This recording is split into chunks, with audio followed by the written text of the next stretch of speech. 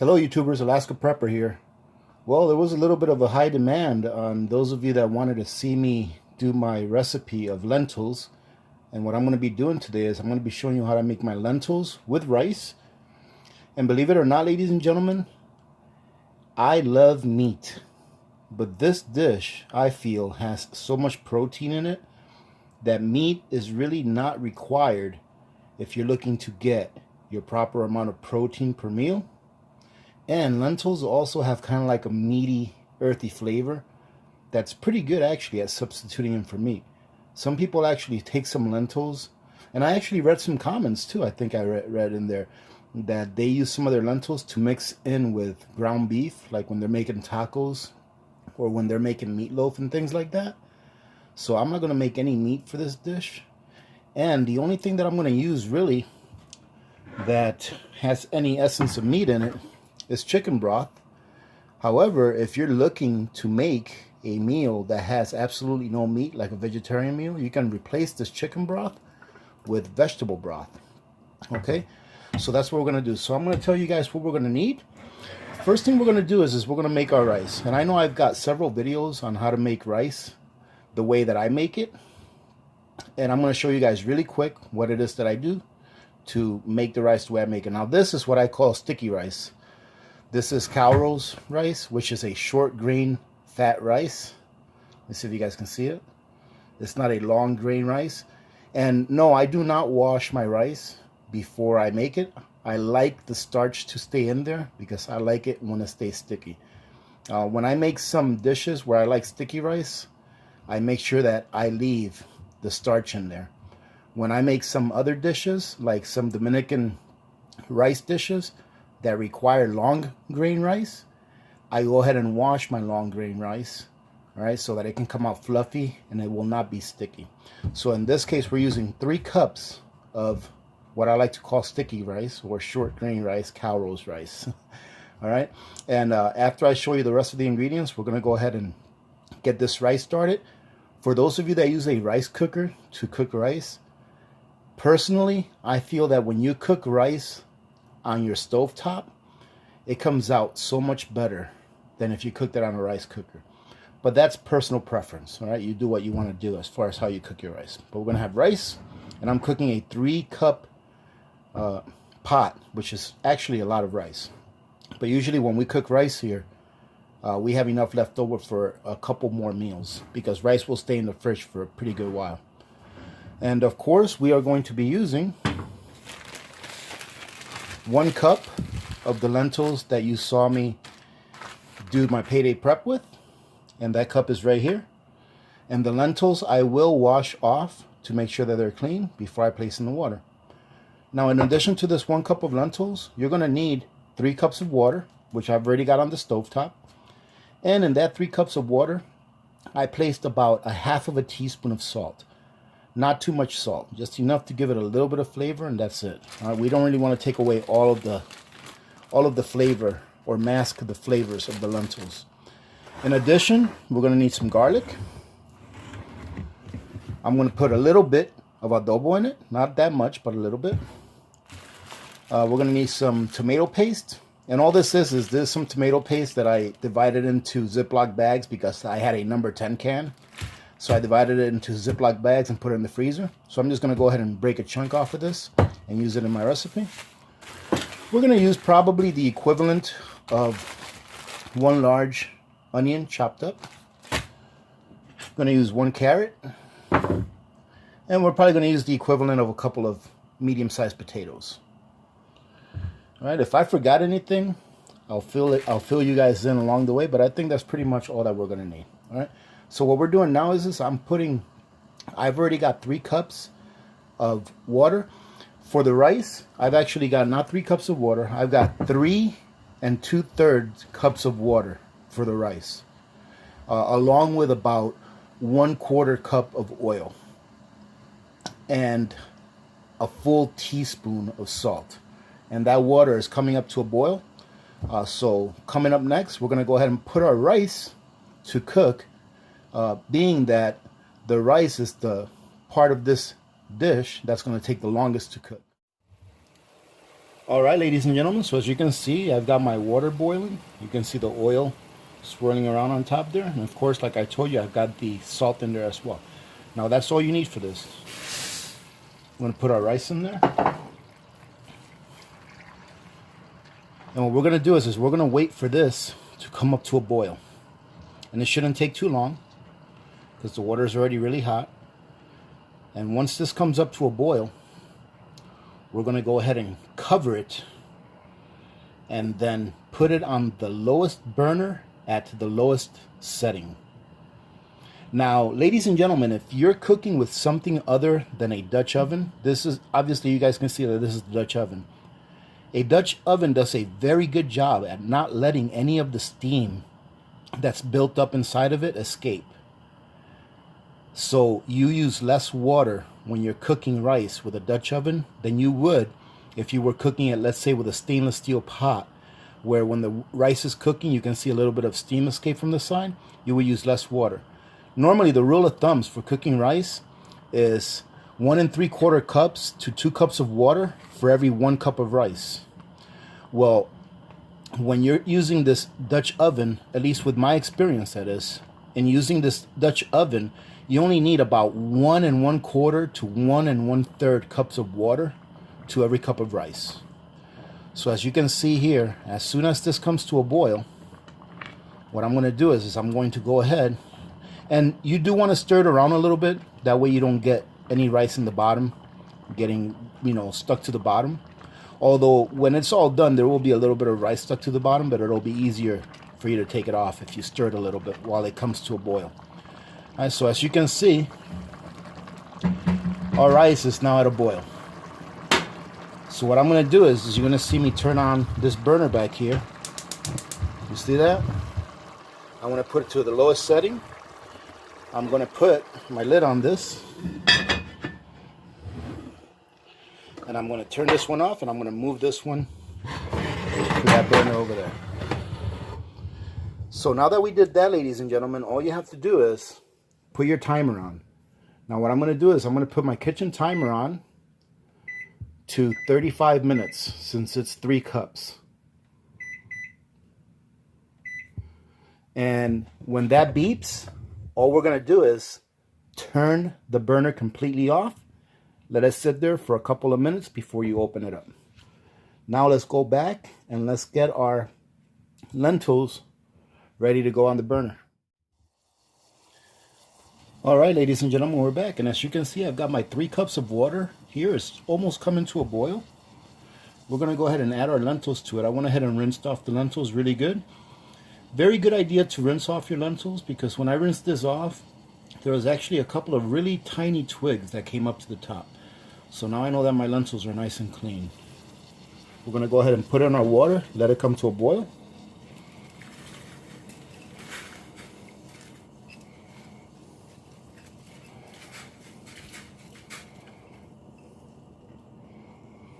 Now, ladies and gentlemen, as you can see, lentils are so much smaller than, beans. So it's not going to take very long for them to get cooked all the way. Now, if your lentils come out a little mushy, it's not going to hurt anything. They're still going to have all the flavor, and they're still going to be as nutritious. However, it's a matter of texture to some people. So what I'm going to do is at about 12-13 minutes, I'm going to check the lentils and see if they're cooked. And if they are, I'm going to immediately take them off the fire, and I'm going to go ahead and rinse them with some cold water to stop the cooking process so that they don't get mushy. Right? So what we're going to do here is we're going to go ahead and let this come up to a boil. And then once it comes up to a boil, we're going to put it on a simmer, and I'm going to check it here in about 15, well, not 15 minutes, about 12-13 minutes is when I'm going to check it. All right? And then we're going to go ahead and rinse them off if they are already cooked. And then we'll go to our next step. All right, so let's go ahead and wait for these guys to get cooked. Meanwhile, while these things are cooking, I'm going to go ahead and prep everything else for our sauce base. Well, all righty, ladies and gentlemen, so we are going to go ahead and cut up our carrots and potatoes. Now you can cut these up in really small pieces if you like.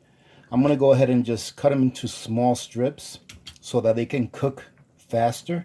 Right, and that they don't get mushy, cooking for too long.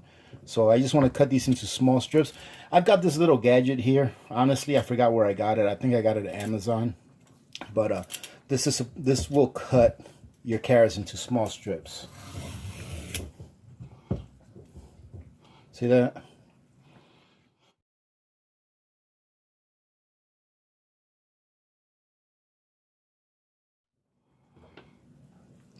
Now that I cut these into small strips, I'm just gonna randomly cut some like this.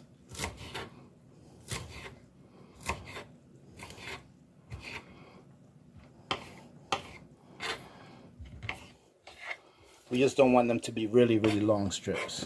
All right, now the same thing with the potatoes.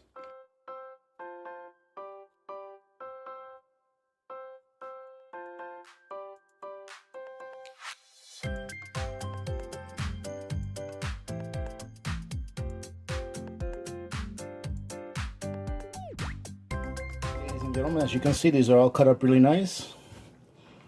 And that's perfect. That will ensure that these cook pretty quickly. I'm going to put them in this bowl. I'm not going to rinse these off, especially the potatoes, because I think that the extra starch in the potatoes will give the sauce a little bit of thickness, right? I want my sauce to be kind of a little bit thinner or a little bit less viscous than a gravy, all right? So that it can have a little bit of stick, so that it can stick to the rice just a little bit. All right, now ladies and gentlemen, all I do with this tomato paste is when I put it in the freezer initially, I put it in this bag, and then when I took it out to use some, I just cut this bag open. I just cut whatever it is that I'm going to need to use, like this right here. Then all I do is I wrap it back up in here, and then I put it in another bag. That way it's good for me to use the next time I need to use it. And I put it back in the freezer. Now it's pretty easy to cut these, even when they're frozen, because it's more tomatoes than it is water, you know, so it doesn't ever get really, really super hard. So I got my piece of tomato paste here. I'm going to go ahead and cut it up in small chunks. That way it'll dissolve easy. I'm going to use all of these onions. I'm going to get probably a good tablespoon of garlic and just a little bit of adobo. Now you can put whatever seasoning you like. You can put some black pepper, salt, whatever seasoning you like. I'm going to put a little bit of adobo in there, not too much because I don't want to overpower it with seasonings. So we'll be back and we'll go ahead and start putting our sauce together. All right, ladies and gentlemen, so I put a couple of drops of olive oil in there and my bottle ran out. I only had a little bit left in there. So what I'm using is just some extra virgin olive oil. So you want to go ahead and be pretty liberal with this olive oil, okay? We want to make sure that we have plenty of oil in there to get all of those onions fried up really nice. So I'm putting in there probably about a good 3 ounces of olive oil. And you don't really have to use olive oil, but I prefer it. I think it gives it a much better flavor. All right, so now what we're going to do is we're going to go ahead and start this up. And then we're going to put our onions in there as soon as that oil starts getting a little bit hot. All right, and then we're going to add our carrots and potatoes, a little bit of our seasoning, and some of our chicken broth. All right, so we'll be right back as soon as this starts getting hot. All right, our oil is hot, and we're going to go ahead and put our onions in there. Make sure that if you're doing it the same way I'm doing, to be careful because these onions do have a little bit of water on them and they might splash.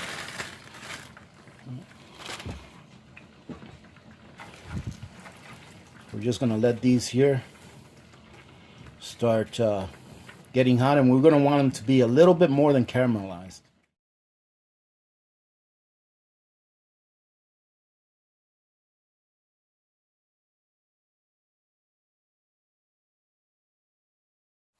Now, ladies and gentlemen, while the onions are still cooking, let me show you the lentils. They came out perfect. So the consistency is just right. They're not falling apart, but they're nice and soft. And these things, ladies and gentlemen, if you've never tasted lentils before, just try it. You don't really need to add too much to it because they have a very good flavor on their own. So it's just, I mean, if I had to explain the flavor, I would say that it's kind of like a nutty pea flavor, but not sweet. So if you could taste the pea, that's not sweet, super sweet, but it's got a little bit of a nutty essence to it. That's how I would describe the taste of a lentil. They're delicious, right? So let's go back to getting these onions cooked and getting our sauce done, because we'll be done here in a few minutes. All right, ladies and gentlemen, so now that our onions are about halfway through, I'm going to go ahead and put in our potatoes and our carrots so that they can get cooked all the way through by the time that we're done with this. You don't really want to put your garlic in too early, because garlic tends to burn very easily. All right, so we're going to go ahead and put this in here.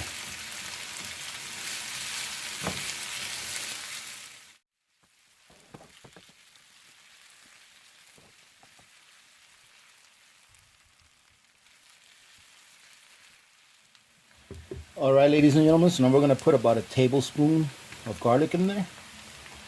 And we're also going to put our tomato paste in there. Go ahead and give this a good stir around.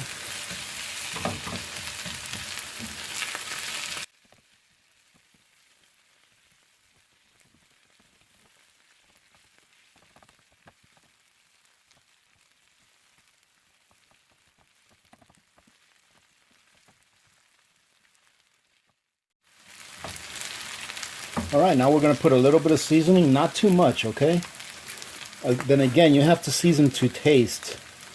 And I'm going to put probably the equivalent of half of a teaspoon of seasoning in this. And that should be plenty.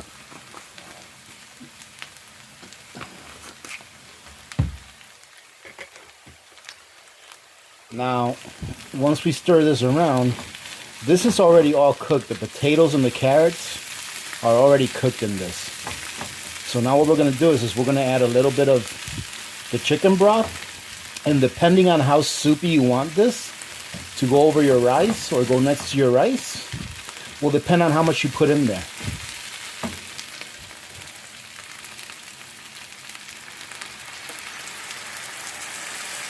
Okay. I'm going to lower my heat a little bit. Now I'm going to let all these flavors blend in together. Look at that. That looks very pretty. And it smells very, very good. Now, ladies and gentlemen, this is a very simple meal. Very simple, but at the same time, very nutritious. And guess what? Very inexpensive to make. You didn't see me put in any super expensive ingredients in this meal so far, and I'm not going to. Some may argue, with the exception of the olive oil, or the extra virgin olive oil, but you don't have to use expensive extra virgin olive oil to make this. It's up to you. And if you guys heard that, that was my rice beeping. So I'm going to turn off my burner. And I'm just going to let it sit there for a minute. And guess what, ladies and gentlemen? By the time that we have this all done, the rice will be ready to serve. And we'll be ready to put this on the rice. So as you can see, everything, look at the consistency. It's perfect consistency. So I put in about half of the cup, or maybe about 2/3 of this cup in there. And that's what I'm going to leave it at. So now I'm just going to lower that temp all the way. We're going to go ahead and put our lentils in there. And what we're going to do is now you want to make sure that you fold them in. Don't squish them so that they don't get all squishy. That's one of the reasons why you wanted to make sure that you cool down your lentils after they were done cooking, so that they wouldn't get any more mushier than what they need to. And as you can see, these are all keeping their shapes, and they are at the same time very tender. So you see, this right here would be up to your preference on whether you wanted to add more liquid or not. Myself, I'm not going to add any more liquid than this. I think this is just right. So what we'll do there is we're going to go ahead and turn the burner off. We're going to let this sit here for about 2 or 3 minutes until we're ready to serve the rice. And then we'll be back and give this a try, show you what it looks like. Now, ladies and gentlemen, this is what it looks like. and that looks pretty good. All right, the rice came out perfect. So, oh, look at that, the rice is falling off. The rice came out perfect. So just remember that if you're cooking rice in a Dutch oven, make sure that you use a water to rice ratio of about 1 1/3 cups of water, or 1 1/4 cups of water, give or take. There's not that much of a difference, to 1 cup of rice. And if you're cooking it in a pot that allows steam to escape, then you want to use your 1 3/4 to 2 cups of water to 1 cup of rice. Now let's give this a taste. Now, ladies and gentlemen, in all honesty, what you just saw me cook would probably feed 10 people. And we used a half a bag of these lentils, which is about, let's call it 55 cents, because it was $1.11 per bag. We used 3 cups of rice, so let's call it 50 cents for rice. And then we used a minimal amount of seasonings, and 1.5 potatoes, you can say, and 1 carrot. I mean, it's pennies for this meal, and this will be a filling meal. And it's got plenty of protein. It's got your vegetables, fiber, and it looks really good. So let's give it a try. Show you guys what it looks like. I think it looks delicious. Let's see how it tastes. It's delicious, ladies and gentlemen. In all honesty, I would put just a tiny bit of salt on it, and that's it. Other than that, it tastes great. And when I said that with this dish, you really don't need meat, I will stand by that, because it tastes great the way it is, and it's got a bite to it. You know, when you eat something without meat and you're missing that texture of meat, this has that bite to it that satisfies your craving for meat. At least for me it does. So this is very delicious. This came out great. Actually better than what I expected it to come out. The texture of the lentils is perfect. The rice came out good, and everything blended in together as far as the spices go. Blended in just right for the sauce that we made for it. So ladies and gentlemen, I hope that you give this a try, because truly this is really good. And by the time we were done cooking the rice, or by the time that the rice was done cooking, we had everything ready. So from start to finish, you're looking at 35 to 40 minutes. From start to finish, to have a very inexpensive, very high nutrition, all right, and very tasty meal. There's no reason why you can't do this at home. All right, ladies and gentlemen, so I hope you try it. If you do, please let me know how you like it, because I'll stand by this. This is delicious. All right, so hey, listen, thank you very much for joining in, ladies and gentlemen. I hope that you enjoyed this, and I hope that you guys give it a try. And if you do, please let us know how you like it. And also, I wanted to mention this. When I was peeling those potatoes, a thought came through my mind. Modern Refugee, if you're not subscribed to Modern Refugee's YouTube channel, go check it out. Modern Refugee is one of our community members. He has his own YouTube channel, and he's been with us for a while. He's from Michigan. And that's why I mentioned on my last video that some of the products that I purchased for my payday prep were packaged in Grand Rapids, Michigan, because I know Modern Refugees from Michigan. He's got a video that shows you how to store your potatoes over winter outside. Even if it gets negative 20, negative 30 degrees, your potatoes will still survive the winter all the way through spring. All right, so if you guys want to go check that out, go check that video out. And if you like his content, go ahead and give him a thumbs up on that video and subscribe to his channel, because he's got a very good channel, very informative. He doesn't talk as much as me, so he's a bit more talented than I am in being able to put the message forth in a faster manner, right? So I'm sure you'll appreciate that about Modern Refugees channel. Having said that, ladies and gentlemen, let me go ahead and take off. I'm going to eat this before it gets cold. So remember to be good to each other. When good people do good things happen. Remember to reach one, teach one, and repeat. If we all did this, the world would be a better place, and you know that it will be a better place. Ladies and gentlemen, I've noticed that a good number of people went ahead and made a donation to the Buy Me a Coffee link, which is going to be going to the homeless shelter. So I wanted to go ahead and take a quick second to say thank you very much, those of you. You guys know who you are. All right. And again, if you're one of my VIPs, let me know in the comments that you're one of my VIPs because you've made it all the way through this video. All right. Many blessings to all of you and your families. This is Alaska Prepper, and I'm out.